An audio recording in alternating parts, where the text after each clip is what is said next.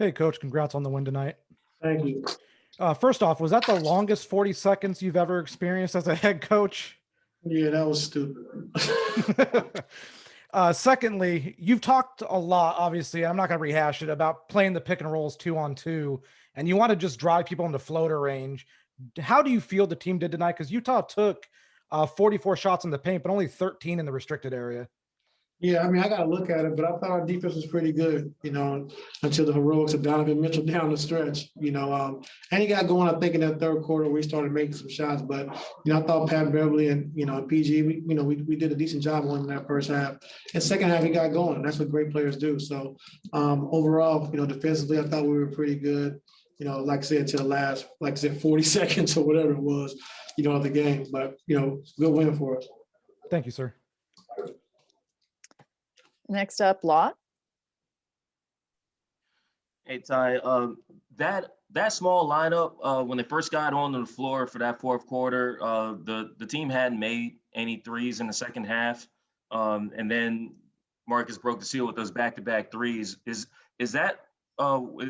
you consider that a bedrock to that lineup working if you're going to close games out small? Yeah, I mean, I think, it helps us defensively as well, being able to switch 1 through 5 with that unit on the floor, then also opens up the floor for our drivers like PG and Kawhi to get downhill. And then we got spacing all the way around. So it's usually better for us defensively because we can switch 1 through 5. It makes some tough shots, they scored a few, but, overall, I think going forward, when we understand what we're trying to do defensively out of that unit, we're going to get better and better. But, offensive, like I said, with Twin making 2 of those threes, and then they put Gobert on Pat, and then Pat made 2 threes. I'm gonna really open up the game for us. Thanks. We'll go next to Ohm. Hey Ty, what did you think of how Kawhi and PG looked in their first game back, and how big was Kawhi's rebounds in that final minute in the offensive glass? Rusty. I thought they were pretty rusty, handling the basketball, timing. And that's always going to happen. When you sit out. And but I love the way they competed. I thought their competitive spirit was great. But overall, just as far as the floor game, I thought it was just a little rusty as far as the speed of the game, making plays and ball handling a little bit. But that's going to come back for sure. Was it hard for you to keep Kawhi's minutes down? He played 38 tonight. Well, Kawhi wasn't on a restriction. Okay. So the other guys you seen didn't play a lot. Those are the guys that was on restriction. And just kind of hard, juggling those guys in and out, making sure you meet the minute restrictions. So we did it and was able to still come out with a win. Thank you. Next, we'll go to Farbod. Hey, Coach, congrats on the win. Thank you. At one point, I heard Lou Williams say on the mic'd up portion of ESPN that he did not want to lose to the same team twice. And it just seemed like they were extra motivated. Is that something that you've seen in this weird season where you're playing teams back to back like this, where guys are extra motivated when they face a team 2 times in a row?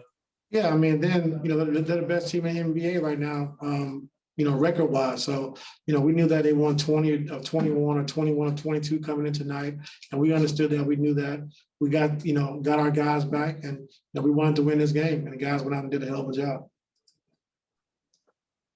Next up, Nick Hamilton. Hey, Coach, congrats on the win. Thank you. What was the difference in tonight being able to neutralize Rudy Gobert and be able to get points in the paint to be able to keep the flow going as far as offensively? A lot of small pick and rolls, spacing Rudy out with Surge, outside the 3-point line, and we went small, keeping the guys outside the 3-point line, so we can attack, get downhill, and hopefully Gobert to stay at home. And if not, if he helps, then we want to make the right play for our guys to knock down shots. So we're going to have more small pick and rolls and try to keep Rudy out of the pick and rolls as much as possible. Next up, Shane Young. Hey, Coach, congrats on the win. It seems as if, Pat Bev is always one of the most aggressive with coming around screens, rear view contest on ball handlers. Do you think he's one of the best the best in the league at that? And, what makes him so great in pick and roll defense? Yeah, I think so. I mean, he has a great ability of worming through the screen, getting over top. And it's kind of like he's in a lock and trail position, like when you do on catch and shoot. He kind of does it in the pick and roll. And then he's, has so much speed to recover The guys think they shook him, and then he keeps coming, and it gets some rear view contests and those rear view blocks as well. So he is probably the best in the league. I've seen him doing it. Thanks. We have time for just a couple more. Rashawn, go ahead. Hey, Coach. As far as Marcus goes, what have you seen from him last 7 games or so? He's up near 60% from 3. Just getting his legs up under him, getting more minutes, getting more comfortable. He's been out for a while to start the season, so it takes a while to kind of get in your groove.